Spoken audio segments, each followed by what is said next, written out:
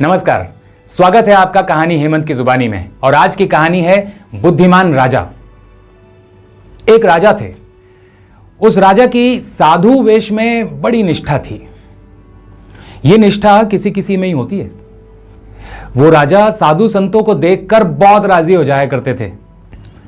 साधु वेश में कोई आ जाए, कैसा भी आ जाए, उसका बड़ा आदर करते, बहुत सेवा करते। कहीं से सुन लेते कि अमुक तरफ से संत आ रहे हैं तो पैदल खुद चले जाते और उनको वहां से लेके आते, महलों में रखते थे और खूब सेवा करते थे। साधु जो मांगते थे वही देते थे। ऐसी उसकी प्रसिद्धि हो गई।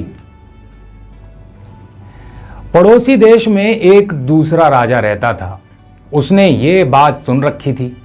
उसके मन में ऐसा विचार आया कि ये राजा बड़ा मूर्ख है, इसको साधु बनकर कोई भी ठग ले। उसने एक बहरूपियों को बुलाकर कहा कि तुम उस राजा के यहां साधु बन के जाओ और वो तुम्हारे साथ जो जो बर्ताव करे वो आकर मुझसे बताना। बहरूपिया भी बहुत चतुर था। वो साधु बनकर वहां चला गया। वहां के राजा ने जब ये सुना कि अमुक रास्ते से एक साधु आ रहे हैं तो वो उसके सामने गया और उसको बड़े आदर सत्कार से अपने महल में ले आया और अपने हाथों से उसकी बड़ी सेवा खुशामद करी। एक दिन राजा ने उस साधु से कहा कि महाराज कुछ सुनाओ। साधु ने कहा कि राजन, आप तो बड़े भाग्यशाली हो कि आपको इतना बड़ा राज्य मिला है, धन मिला है, आपके पास इतनी बड़ी फौज है, आपकी स्त्री, पुत्र, नौकर आदि सभी आपके अनुकूल हैं, इसलिए भगवान की आप पर बड़ी कृपा है। इस प्रकार उस साधु ने कई बातें कही।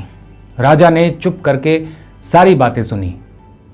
2-3 दिन रहने के बाद वो साधु यानी वो बहरूपिया बोला कि राजन, अब तो हम जाएंगे।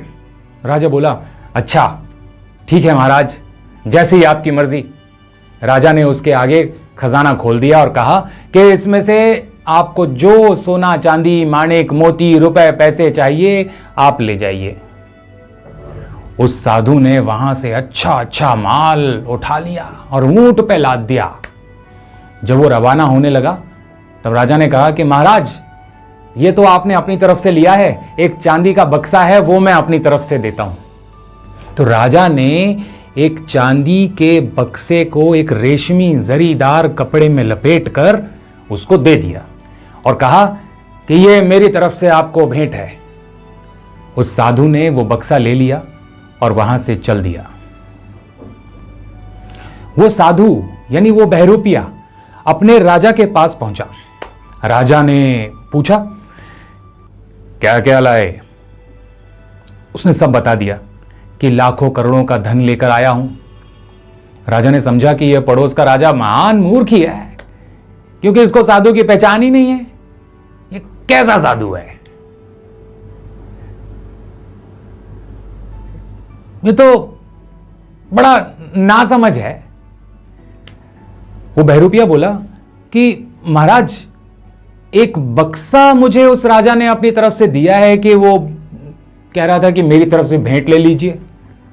राजा ने कहा, ठीक है, बक्सा लाओ, उसको मैं देखूंगा। उसने वो बक्सा राजा के पास रख दिया और उसकी चाबी दे दी। अब राजा ने बक्सा खोल के देखा कि चांदी का एक जो बक्सा है उसके भीतर एक और चांदी का बक्सा है, फिर उसके भीतर एक और चांदी का छोटा सा बक्सा है। 3 बक्से। तीनों बक्सों को खोलकर देखा तो भीतर के छोटे बक्से में एक फूटी कौड़ी पड़ी मिली। राजा ने सोचा कि ये क्या मतलब हुआ। अब समझा कि राजा मूर्ख नहीं है, बड़ा बुद्धिमान है।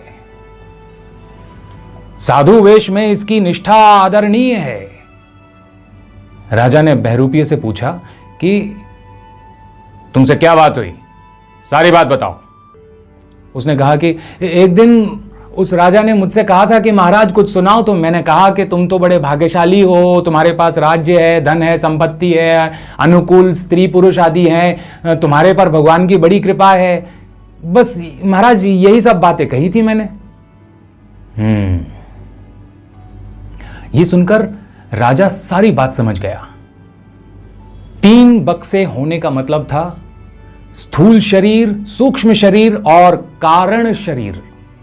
इनके भीतर क्या है? भीतर तो फूटी कौड़ी है, कुछ नहीं।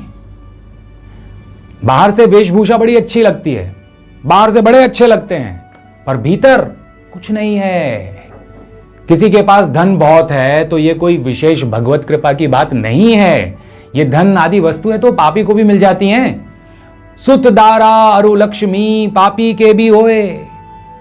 इनके मिलने में कोई विलक्षण बात नहीं है। असल बात तो तब है जब वो धन, वो शक्ति, वो वस्तुएं, वो बच्चे संसार के दुखों को मिटाने के काम आए, लोगों की मदद के काम आए, अगली पीढ़ी का सुंदर भविष्य बनाने के काम आए। यही है आज की इस कहानी का अमृत संदेश। बहुत बहुत धन्यवाद आपका मेरे साथ बने रहने पर। फिर मिलेंगे अगली कहानी में। नमस्कार, तब तक के लिए शुभकामनाएं, शुभ दिन, शुभकामनाएं।